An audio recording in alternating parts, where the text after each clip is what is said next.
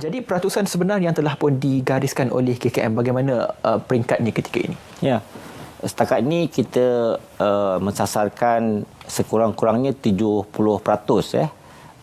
daripada penduduk Malaysia menerima vaksin ini untuk mencapai imuniti kelompok ataupun herd immunity yang saya sebut tadi.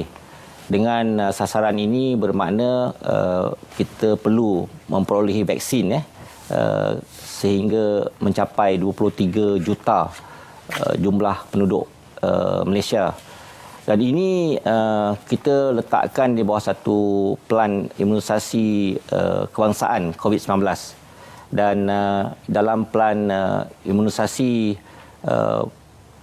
kebangsaan COVID-19, kita akan melaksanakan menggunakan fasa. Dan fasa pertama ialah fasa yang di mana kita berikan kepada barisan hadapan ataupun frontliners.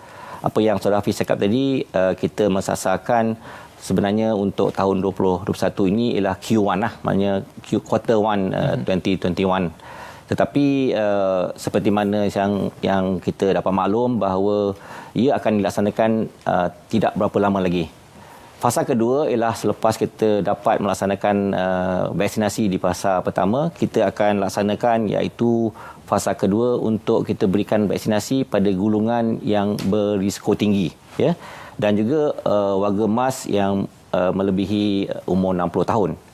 Dan seterusnya kita akan memasuki fasa ketiga, pemberian vaksin COVID-19, iaitu fasa ketiga yang penting, iaitu melibatkan rakyat Malaysia yang berumur 18 tahun ke atas.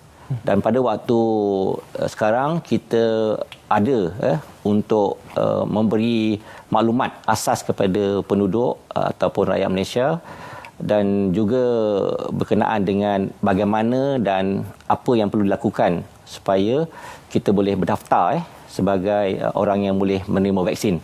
Dan pendaftaran ini akan bermula tak lama lagi, dan kita sedang mengemaskini kaedah dan juga cara supaya kita rakyat Malaysia atau penduduk Malaysia dapat didaftarkan sebagai orang yang menerima vaksin. Setakat ini pemberian vaksin Pfizer ni dia tidak diberikan di bawah umur 18 tahun kerana tidak ada vaksin dibuat untuk mereka yang berumur 18 tahun. Jadi kita akan beri vaksin ini kepada mereka yang berumur 18 tahun ke atas. Bagaimana cara vaksin ini diberikan? Saya fikir ramai yang tertanya-tanya dari segi suntikan, berapa dos dan sebagainya. Mungkin Datuk Seri ini ruang untuk kita jelaskan kepada seluruh rakyat Malaysia berkenaan dengan vaksin ini. Ya. Vaksin ini diberikan sebanyak 2 dos dan dia pun bergantung kepada vaksin yang kita perolehi. Dan 1 dos diberikan dan dia perlu diikuti dengan dos kedua. Untuk Pfizer kita ada julat antara 21 hari untuk dos kedua Dan untuk kita dapatkan perlindungan sepenuhnya lah untuk capai perlindungan.